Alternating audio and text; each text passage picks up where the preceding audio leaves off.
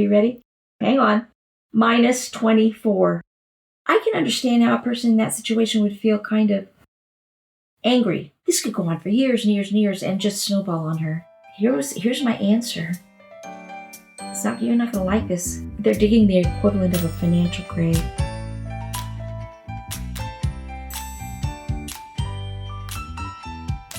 You are listening to Debt Proof Living with Mary Hunt, brought to you by EverydayCheapskate.com.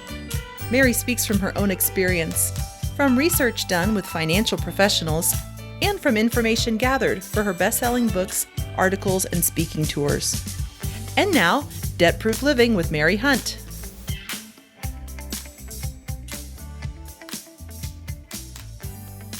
Hi everyone, it's Mary. I'm so glad that you're here with me again today. Thanks for joining me. Today I have something kind of special to talk about. Extreme situations. And then happiness versus joy. So we're going to start with extreme situations. And I don't know, I needed to bring my producer Julie in here on this. Julie, bring us a little happiness, make us laugh. Extreme situations we're going to talk about are not pleasant, but we need to talk about them. Yeah, we do. Yeah. I've given you some of the mail that I got from my EC readers recently. And I thought you could read those letters to us. Sure. And then I'm going to ask you to weigh in on some of this stuff too. Okay? Okay. What do we have? Well, the first one we have is from a friend in New York. It's an interesting story because it's about the lottery. And, on my way over here, when I was getting coffee, I saw that the Powerball is $296 million. What were you doing looking for the Powerball? I thought it could maybe pay off my $296 million credit card debt. Oh my gosh. That's extreme measures. It is. And, it's so easy to think if one just had that money, one would be so happy. How much would you have bought? Let's say theoretically, or just hypothetically, $20 maybe? Maybe. Guess what, honey? You got the $20 still. I know. I'm $20 richer. You know what? I had a boss once when I was back in my really stupid days. Oh my gosh. He told me something I'll never forget. He said, the lottery is a tax on stupidity. Oh, that's good. That's good, isn't it? Mm-hmm. Don't you feel smart? I do. You didn't buy it. I know. All right. So we're going to talk about my friend Tony. Yeah. Tell us about him. Oh, my goodness. This is just an absolute true story. He was one of my clients back when I used to be in real estate. And Tony was a single guy, and he had a struggling business, a good business. He had a wonderful product and all, but he struggled every single month, struggled to pay his rent and all. So I knew about that. And he got married while he and I were friends, while I worked and looked after his building and all. And so he and his wife started to struggle. I mean, they had a life of struggle. Everything was a struggle. Well, you're never going to believe what happened. His mother, who lived in New York City, elderly, won the New York lottery. Wow. His mother. He was the only child. And because she was old and wanted him to take care of her, she signed the entire thing over to him. And he opted to take it in 20-year. Yeah, I think you can either over take the a 20 lump years. sum Mm-hmm. or so he decided on that. And I don't remember all of the figures, but he was just over the moon because his annual check would be over $200,000. Do you know something I've learned over the years? What? It's not how much money we have, it's what we do with it. And what we do with it depends on what we know about it and what we've learned about it and our life experiences. It's a long story, but I got to tell you something, that he took that first check and immediately $200,000, because it's taxable, folks. It's taxable. Mm-hmm. That turned into about $150,000, like overnight. And I'll never forget, it was like the second weekend after she won that he got that check. It happened that fast. And he and his young bride went out and they bought a brand new car, but they put a down payment on it, which turned it into debt. Right. Okay. They did not pay cash for it because they wanted to preserve their cash. They're acting like they're smart. And so they end up with a great big new monthly payment on a new car they couldn't afford. But they were winners. They were wealthy. They thought they were happy too. Oh my gosh, they thought they were. But the misery started right away. Yeah. Because the worries, and then they went out, and I'm telling you, went and bought the biggest, fanciest condo they could find. Now, condos, I don't know, Southern California. Good deal. Back then they weren't, but they bought this thing. So they ended up, instead of $150,000 in their pocket, they ended up with like a new monthly payment total of about $4,000. Honestly, Julie, the story gets worse and worse because it was just new debt on top of debt because he thought he had enough money to make himself happy. But he didn't. I'm just struck with the fact that we try to make ourselves happy, but there's a big difference between happiness and joy. Yes. You know, there's something about the word happiness. It's what happens to us. Mm-hmm. So we have these blips of happiness, which is not wrong. I mean, we're humans and all that. But I think that we have to learn that we choose joy. We choose joy. Mm-hmm. It's the way that we look at things. It's our attitude. It's the way we respond to everything that happens to us. And it's a story I'll never forget. It happened so many years ago with Tony. I don't know whatever happened to him. But the last I knew, he had gotten divorced. Oh. He had filed for bankruptcy because after 5 or 10 years, I don't know how many years he got the checks, he could no longer use that wealth to be his down payment on what he really wanted. Very sad story, but I don't know if you know anything about people who win the lottery. The stories like that are pretty common. It is common. I've heard that. Yeah. Right there, I think that I want to consider extreme situations, which I think Tony's is. Yeah. And while I get so much fabulous mail from you, my wonderful listeners and readers, I do, I get a lot of heartbreaking mail as well. Mm-hmm. And I get mail filled with questions about what shall I do. Mm-hmm. And it's usually, I've made this big mess, now get me out of it. Right. So do we have some of those? Do you have another one that you wanted to? We do have some of those. And why don't we come back in just a second and we'll talk some more about some severe situations, some severe debt and extreme measures that people took and what they can do when we come right back. How's that sound? Sounds good to me.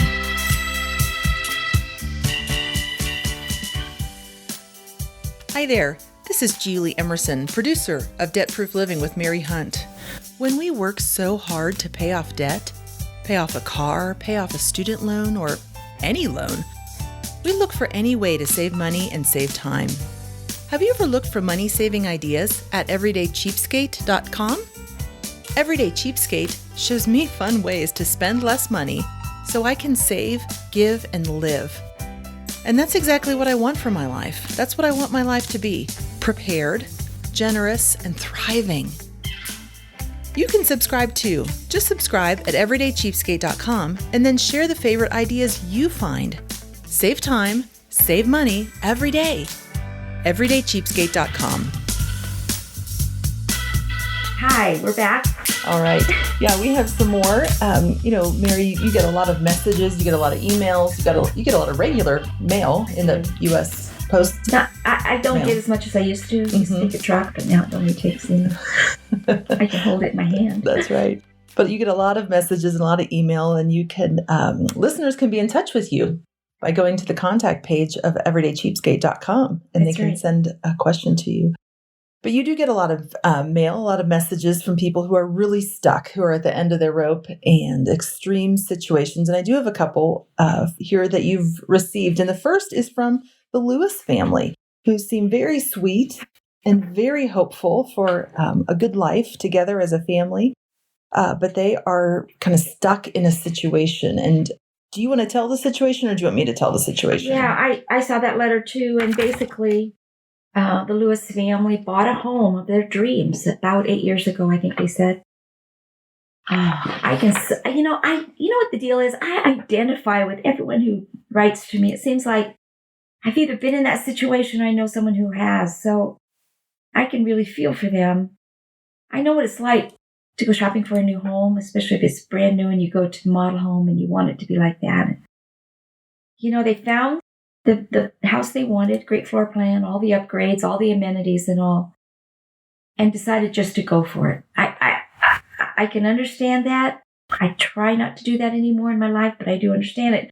You have the feeling like, you know what, it's brand new right now. The big payment will be hard for a few months, but we'll get used to it. Right. And we don't want to have to move again. Right. It's a forever home. You know, it's what the kids want and everything. Yeah, we'll be here for a long time, and it'll be worth it in the end. Well, they did it, and they ended up, instead of going for the more reasonable mortgage, they went for a variable rate mortgage, which just told me right off the bat. They didn't say it in the letter, but I'm sure it was either nothing down or maybe 3% down, something like that. Right. Which means then they have to pay private mortgage insurance, PMI, which is to cover and to, PMI is I don't like it much at all, but you have to pay that if you put down less than 20%. It protects the mortgage holder in case they have to reclaim the home. Anyway. It just goes in their pocket. You never see it again. And didn't the Lewises say that they also took out a home equity loan? Yeah, they have a second line. Yeah. Mm-hmm. Oh my gosh. I'm looking here. Yep. 60% of their 2-paycheck net household income. That means that 2 of them working. 60% of what they bring home goes into that house. Can you say extreme situation? That is shocking to me. They went on in their letter to say that they've got pretty stiff child care. Well, of course, they're both working. 2 working parents. Yeah. Mm-hmm. Car payments, credit card debt, of course, because they don't have any cash. The cash poor. And then little things like what? Food, clothes, gas. Oh man, I don't want to laugh. They're digging the equivalent of a financial grave. They are. Yeah. That is extreme debt. They asked me, what shall they do? Can we do? I'm honored that they would ask me to think that I could help them. Here's my answer. You're not going to like this, Mr. and Mrs. Lewis. You're going to have to sit down, take one deep collective breath, and get serious about your lives. And at this point, you can either choose to be miserable or you can choose joy. You can rise above your circumstances or you can let yourself get buried beneath them. Is it really important to have that much square footage? I bet at this point they don't think so. Bottom line, they've got to sell that house. It sounds like they've got a lovely home. It's 8 years. They probably got some equity in there. Probably enough to pay off the mortgage and the home equity loan. Mm-hmm. Maybe a couple of credit cards. I don't know what they'll do. They need to move into a rental. But I'll tell you what, if it's really bad, this is really extreme, choose joy, choose joy. They may have to move in with family for a while to get themselves back up because this is serious. At that point, I would suggest that they make a list of the things for which they are so grateful. Their children are well. Their marriage is intact. Their health is good. They didn't mention any medical bills. These are the hard times in life. But still, we have a choice. We have a choice. Are we going to live under circumstances and let them weigh us down, or are we going to choose joy? Yeah. I hope that they'll choose joy and get some good counseling. I'm not in a position to be that one for them, but they need to stop hanging on to this house. Mm-hmm. It's hard to make those choices, especially when it seems like it's forever. But really, a lot of these extreme measures are temporary, and then you climb out. Right. It's a temporary time. You invest 2 or 3 years in a temporary situation so that the next 10 or 20 are better, in a better place. Exactly. Mm-hmm. Something else I've learned is that when you're in a tough position like this, it's hard to keep your mind from going 10 years forward or the next 20 years, or how will we ever send the kids to college, or how will we ever, my job, I can't stand it. Another way to choose joy is to erase all that. Just close your eyes like you're at a blackboard. You're just going to erase all that awful stuff on the blackboard. And then say this one thing. I'm going to just do the next thing. Just the next thing. Maybe it's putting dinner on the table. Mm-hmm. Do the next thing. Bring your focus in and realize time does go quickly. Things do change. Tomorrow's a new day. Choose joy. Yeah. Well, let's choose the next thing too. As we go into a new situation, we have another message from Samantha. Samantha is 24. She is an ambitious young lady, very intelligent, wants to do well, but realizes that her life isn't unfolding the way she wants. It looks like she's invested or spent on some things that make her look successful, but maybe it's really not working out. So you want to tell us about that situation? Oh boy, Samantha. I can identify. Why do I identify with everyone? I know we all do. We feel you, Samantha. Yeah, well, guess what she did? She went out and bought herself a car. A fancy sports car. Mm-hmm. We don't have all the details, but I'm going to assume it's what? A Maserati or a Ferrari? That would be nice. Yeah. Well, no, I guess not. She's got a $45,000 sports car for a 24-year-old. I don't know what kind of job she has. Oh, Samantha. Dear, dear Samantha. Her payments are $480 a month. She still lives at home because, of course, she cannot afford to move out now. She has very long-suffering parents, would you say? Yes.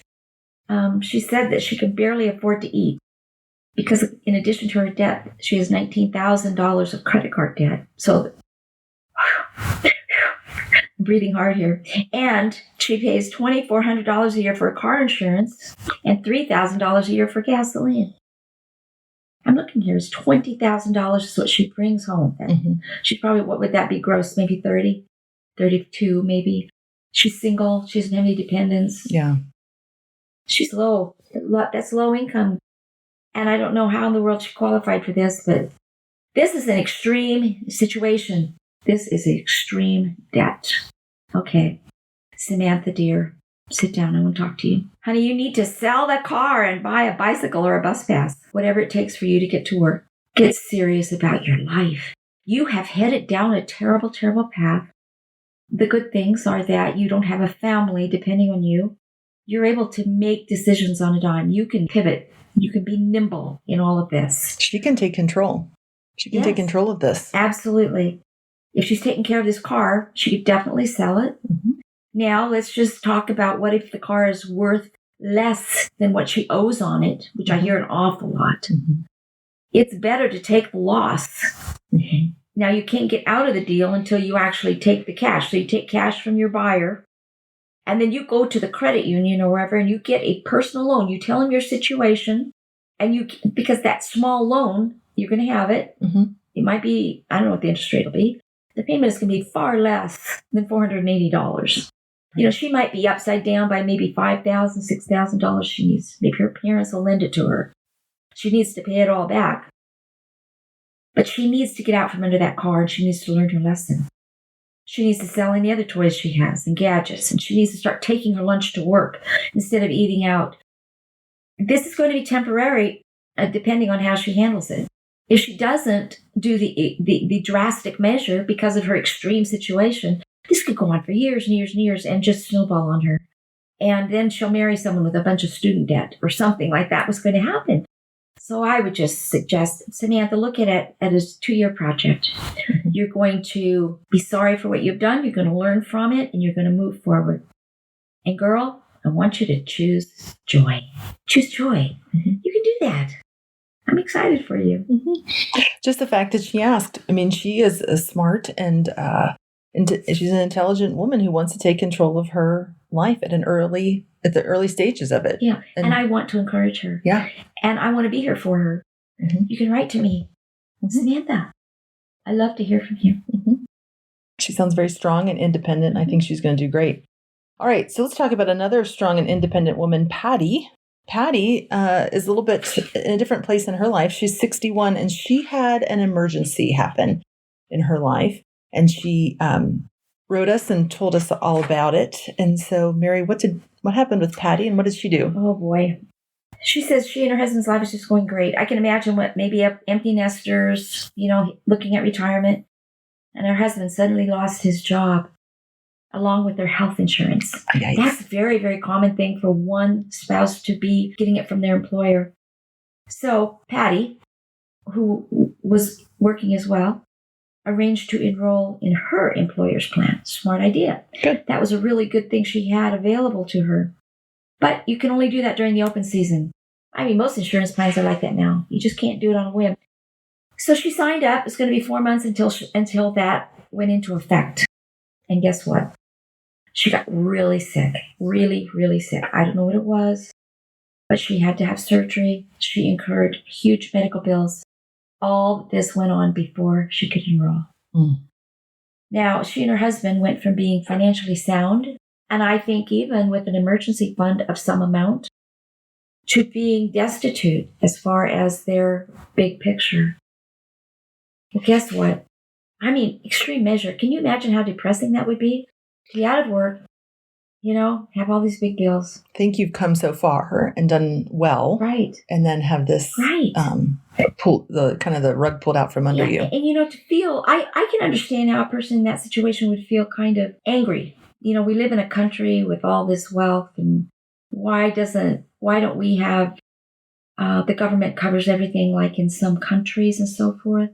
But I don't think that's the time to start wondering what if and if only. Yet that pulls you down into a very, very, very dark spot. I am so happy to tell you about Patty. Man, I want to hang around with her. Mm-hmm. She's the kind of person who just exudes joy. Mm-hmm. I can tell. Mm-hmm. She chose joy. She did everything she needed to do to get well. Oh, good. Tell us. Well, she lives in Montana, where it's really, really, really cold. But she still got out there and walked, and she did all of the things, the hard things, physical therapy, all of the things that you have to do, I guess, after you come out of a really bad medical situation. She kept her job. Wow. She used up her sick leave. She went back to work as quickly as she could do.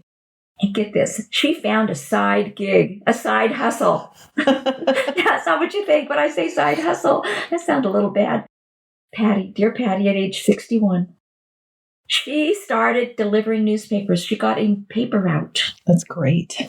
In the morning, she would go out and she would deliver, I can't remember how many. She told me. She got up every morning at 3 a.m. I don't know if she's still doing it or not. Patty, write to me. I got to catch up on your story. She's an independent frontier spirit. Exactly. To tackle whatever comes along. And instead of thinking it's freezing cold and it's going to kill me, she found it a time to be joyful. Mm-hmm. And she could plan her day. Mm-hmm. She could think. She could pray. She could talk to the Lord. She could do anything she wanted as she delivered these newspapers. And she discovered that she brought home, her check was $327 every month, not week, every month. Mm-hmm. But she added that to all the money they could scrape together. Her husband got another job, not a very good one, but enough to keep them afloat. Mm-hmm. She paid back every single penny of that medical debt. She told me that the coldest she ever delivered newspapers, are you ready? What? Hang on. Minus 24. Oh my gosh. Fahrenheit. Ugh. In the middle of winter. Wow. Patty. Cold and dark. Chose joy. Yeah. And I'm so proud of her. I want to learn from her. She makes me cry. Mm-hmm. Because I don't know, the things I've been through pale by comparison to what she faced. And she didn't cry, and she didn't, blame anybody else. Bless you, Patty. You taught me so much. We did learn a lot from the three of those situations. And we have one more special letter. It's kind of a fun one and a special one. And Mary's going to give some guidance to it, but she'll do it as soon as we come right back.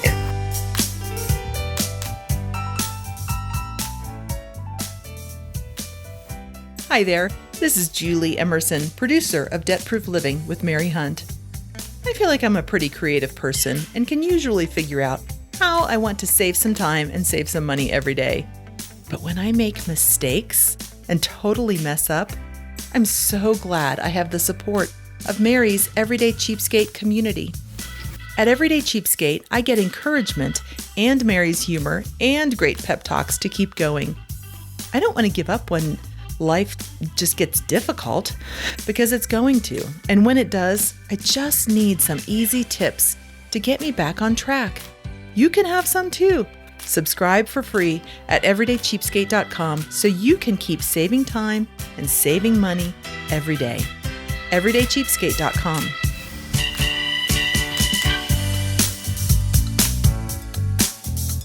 Okay, so we're back. Okay, Julie, let's talk about this last situation. Okay, so it's a very special letter that you received, and it's from a gal named Alexis. And should I just read it? Yes. Okay. So Alexis sent this to us, to Mary, and she says she's 22. She just moved out of her parents' house after graduating college. And Alexis says, the only thing I can really cook is scrambled eggs, and I can make a mean PB&J. I'm currently spending $800 a month on dining out, and I really need to lower that, but I don't know how to cook for myself. Although she does make good scrambled eggs, so she's on the way. Okay, so Alexis says, I don't really know how to shop for groceries or how to cook for myself, and I really don't know where to get started. Any help would be appreciated. Thanks. Oh, dear Alexis. I love that we're closing with this because this, in her mind, this is an extreme situation. It's huge for someone at this age who's but stepping into the adulthood. Big picture, Yeah. Oh, we can fix it. Oh, sorry. No. I love to fix people. Just ask my children. No, Alexis. All right. I want to refer back to a previous episode when we talked about habits. Yes. Do you remember that? And we talked about what our brain can handle and what it can't. Mm-hmm. And I'm sure that Alexis wants to go from being where she's now to being a super cook, a fabulous budget, grocery-minded, where she knows coupons and doubling and all. I'm sweating bullets just thinking about it. Mm-hmm. That's huge. Yeah. So, Alexis, you can't do this overnight. So I'm going to suggest a couple of things that are going to really, really surprise you. But I want this to be something that our brains can't handle huge changes. And we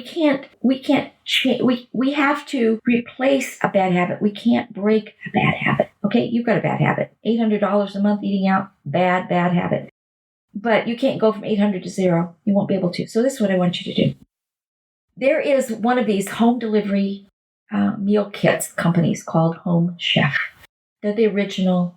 They're, in my mind, the very best. I've tested and tried all of them. This is so great. What I want you to do is I want you to sign up for Home Chef. It's a subscription thing. You'll have to sign up for at least 1 month. I'm going to give you a coupon code in the show notes that you can get $30 off your first delivery, which will almost pay for it. So you can almost do this free. But I want to tell you about Home Chef. You're going to order your meals. You'll learn all about it online. You're smart. You can figure out how to do that. And you're going to get delivered to your home in a box. At your parents' home. That's fine. With ice and all that. Do not worry about safety. It's absolutely fabulous. You're going to get these meals, and you're going to get everything. It's like cooking school. You're going to get everything you need, not more than you need, not less. Exactly. If you need 2 cloves of garlic, that's what you're going to get in a little tiny package. You're going to get some lessons, and I want you to do this. You'll probably get enough to make 4 meals, and I want you to make those 4 meals.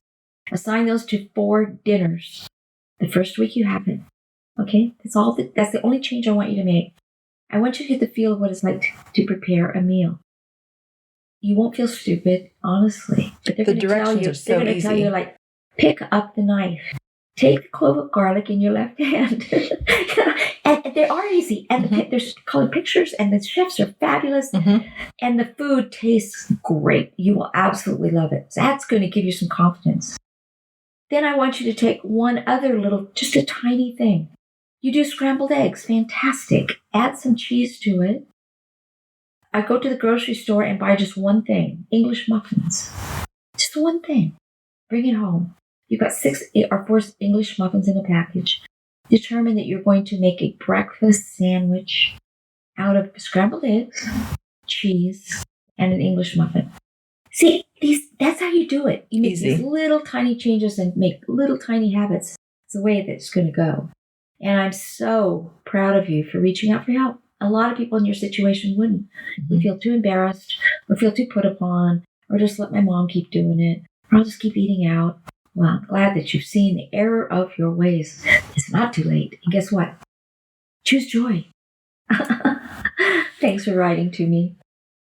You know, Alexis is in a good spot because she knows what she can do and she can add to it just super easily and make some really good positive changes. I mean, she just needed a little coaching. She didn't even... Absolutely. You know, I want to maybe close by talking to parents. I mean, I've been a parent of that age, and honestly, I have to admit it. Maybe I should just admit it right now. I'm a control freak. But when my boys lived at home, I did their laundry. I just couldn't stand for it not to be done, so I would just do it. I cooked for them. I did way, way too much for my kids. Fortunately, everything has turned out just great. But I would just suggest the thing you want to do the most. Oh, man. If you want to do it for them, do it with them. Teach them how to do it so that when they leave, they know how to buy groceries and do a meal plan and all of that kind of thing. Those are great life lessons kids need to learn. Yeah. And if they mess it up, I think all the mistakes I've made, then I've just learned from them. Exactly. I mean, you can recover from a grocery shopping mistake easily. And that it's better to make that mistake than a $45,000 sports car. There you go. Yeah. Oh dear. Yeah. What did I do? Oh, this has been so great. Thank you, Julie. Thanks for joining me. Thank you, Mary. Yeah, this has been a lot of fun. Thank you. A lot of fun. And don't forget, choose joy. I'll see you next time.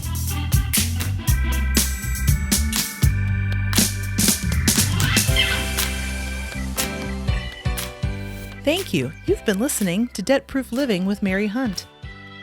Debt Proof Living with Mary Hunt was created and hosted by Mary Hunt, produced by Julie Emerson, with Harold Hunt, executive producer.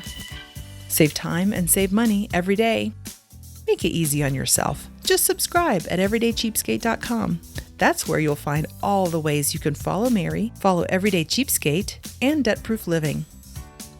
For specific and personal financial advice, it's always best to seek professional help from a financial expert. Thanks for listening.